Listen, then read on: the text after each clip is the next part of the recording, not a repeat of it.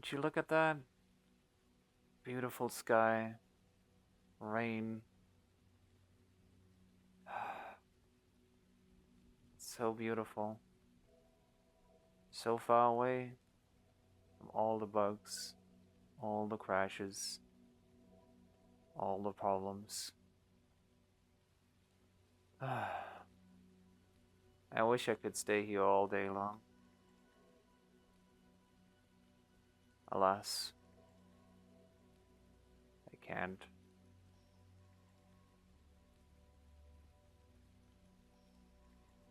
Oh well.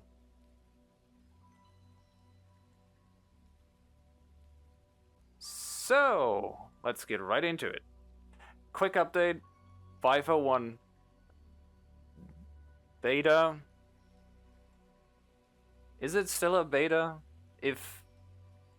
Anyway, let's just call it beta because it is technically still a beta. Anyway, 501. So, here's a couple really quick fixes. First off, crashing when opening the image selection for an inventory folder or object. If you selected pick from inventory, the texture picker would crash the viewer. Fixed. You reported that my new inventory creation progress system was doing exactly the opposite of what it was supposed to do. Bad me, I suppose. Well, I fixed it. Next, the next previous and next buttons in Tools Floater fixed. They finally work again. Also, they should properly hide now.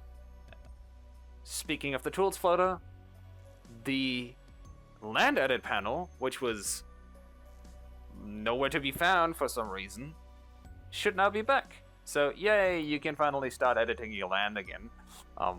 Well, for whatever reason you would want to do that. But hey, you can do it now, right?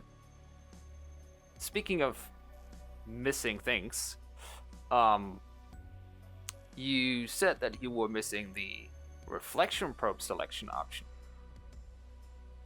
Well, I think it was never gone. Maybe you're just blind. So, that's the fixes. What are the changes? First off, people were reporting that quite a few options like tone mapping and color correction and some post-processing stuff wasn't working anymore.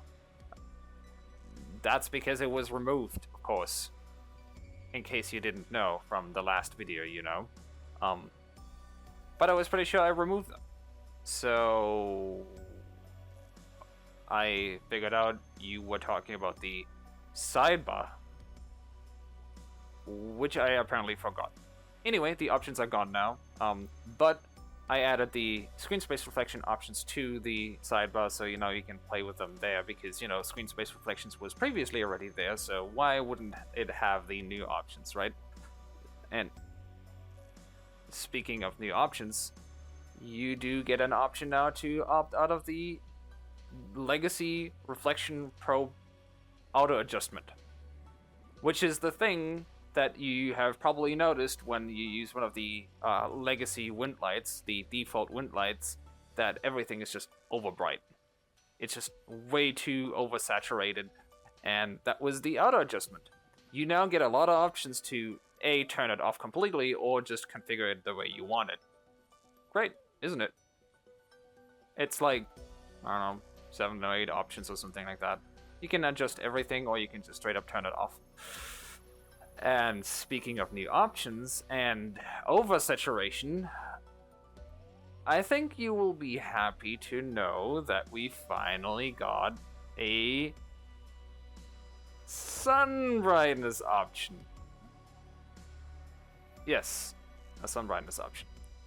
All of you were constantly crying, "Oh, but the sunlight is too dark. Why is it so dark?" Because that's what they fucking broke something, okay? I don't know.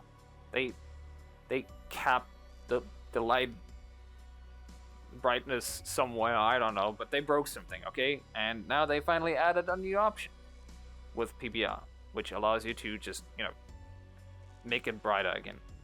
If that's your thing. I know what you're thinking. I know what you're thinking. Ramp that slider all the way to the max. Don't do it. Just don't.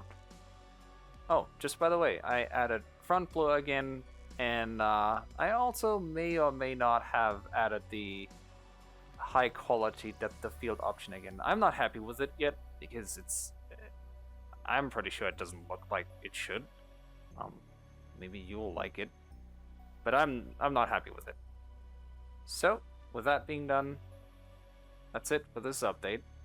I told you it's just a quick little update, didn't I? So, one last thing. A very important thing. A very special thank you to all of you. Keep supporting the viewer, patron or not.